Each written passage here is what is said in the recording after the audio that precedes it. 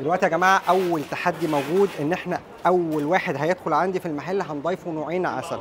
من خلال الطعم هو المفروض يستنتج انهي نوع عسل غالي انهي نوع عسل رخيص. التحدي ده قوي جدا. نوعين العسل مش هنكتب عليهم اي اسماء، مش هنقول اي اسعار. خلينا نجرب مثلا نوع زي ده ونوع زي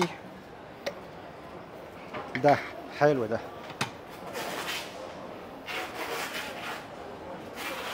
يبقى اول واحد هيخوض التحدي معانا هو هيجرب نوعين عسل او هيدوق نوعين عسل. من خلال الطعم واللون والشكل يستنتج انهي نوع عسل اغلى من التاني. لو طلع التحدي بتاعه صح وجاوب صح هديله برطمان عسل فري.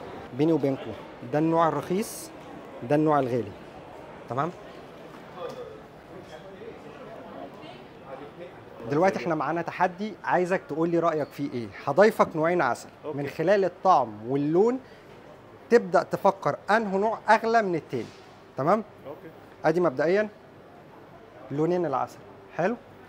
نجرب مثلا نقول بسم الله ونجرب اول نوع ده. اها.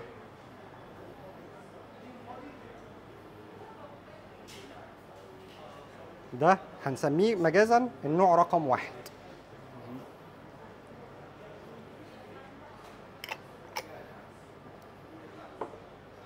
حلو الكلام. وادي النوع رقم 2. على فكره انت لو جاوبت التحدي ده صح انا هديك برطمان عسل فري بجد. ما بهزرش. ثانك يو. على فكره انا كل وقت متابعك في الانستغرام. ده شرف ليا شرف ليا. وانت اجي واتذوق العسل. ها انت كده ده النوع رقم 1. النوع رقم 2 هو الاكثر اكسكلوسيف. صح صح. اللي هو اكثر انقى وطعمته ما شاء الله واو. والله جاوب صح. ده فعلا عسل سدر دوعاني. دوعاني دوت من اشهر الاعسال الموجوده في اليمن، قيمته الغذائيه عاليه جدا. ده عسل زهور. هو يمني برضه بس النحل اتغذى على مجموعه زهور. وانا كنت حابب اضيف لكلامه انه طعمه الزهور بالرقم 1 حاسينها جدا جدا جدا، وعسل الصدر لا يعلى عليه. استاذ محمد انا بشكرك جدا. ونتيجه التحدي والله هديك برطمان فعلا فري.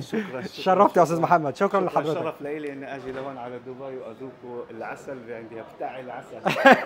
ربنا يبارك فيك يا استاذ محمد. شكرا ليك. هجهز لك برطمان العسل حالا. شكرا.